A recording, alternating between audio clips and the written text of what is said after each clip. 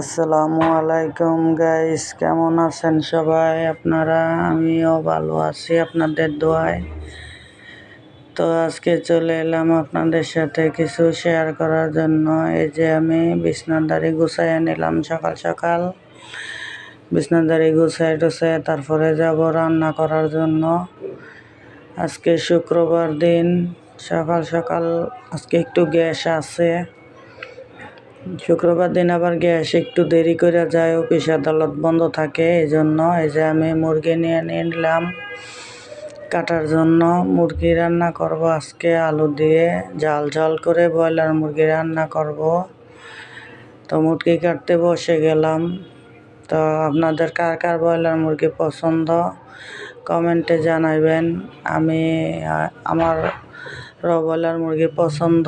এখন তার জন্য মনে করেন খাই, আর কি করবো, গরিবের তো ব্রয়লার মুরগি ছাড়া উপায় নাই, তাই আমরা ব্রয়লার মুরগি খাই। এই যে আমার মুরগি কাটা শেষ।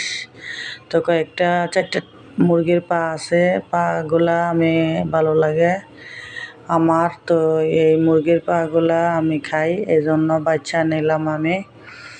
তো এই যে এখন মুরগিটাকে ভাজ্যা নিব আমি। ব্রয়লার মুরগি ভাজ্যা তারপরে রান্না করি বেশিরভাগ।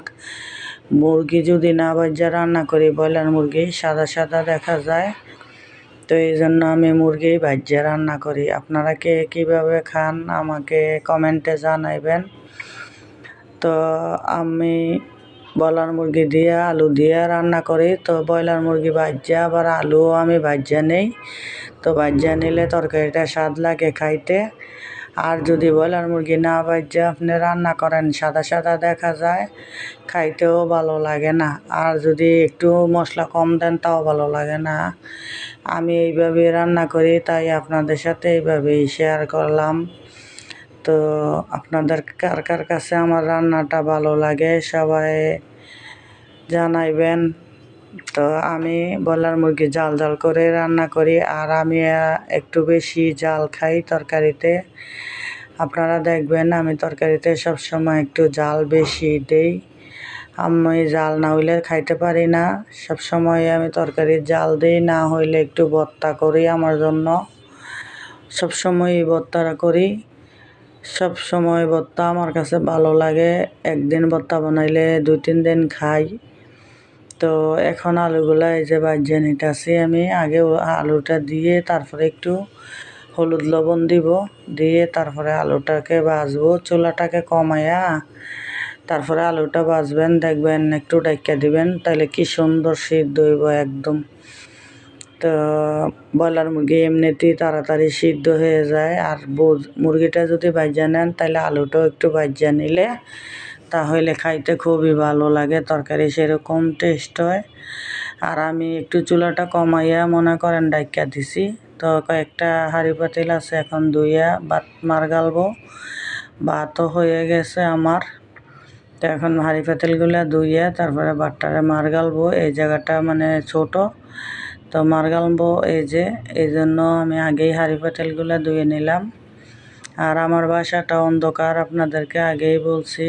তো এই যে আমার মুরগি আর আলু ভাজা শেষ। এখন তরকারি বসাই দিব, দিয়ে দিব দারচিনি, এলাচ, তেজপাতা, গরম মশলা, এগুলা দিয়ে দিলাম। এখন দিয়ে দিব পেঁয়াজ। তো একটু পেঁয়াজটা বেরেস্তা কইরা তারপরে মনে করেন একটু লাল হইলে দিব আদা রসুন বাটা।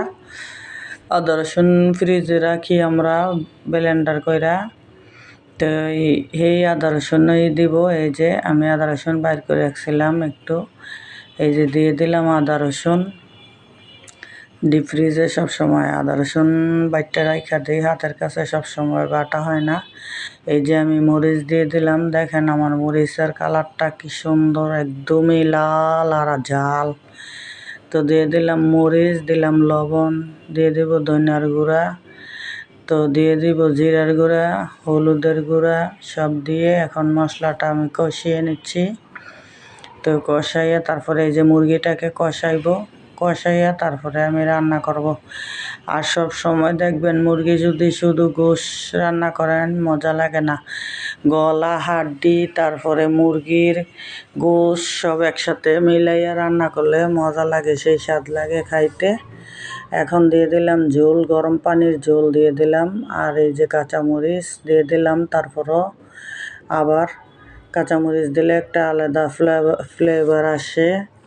এই যে আমার রান্না শেষ, তরকারি রান্না শেষ। আর এই যে মাছের তরকারি ছিল আগের, এগুলা জাল দিছি। এই যে আমি ভাত নিয়ে নিলাম খাওয়ার জন্য। এখন ফ্রেঞ্চ ফ্রাই ভাজবো বিকেলবেলা মেয়ের জন্য একটুখানি। এই যে আলু ছিলে নিতেছি।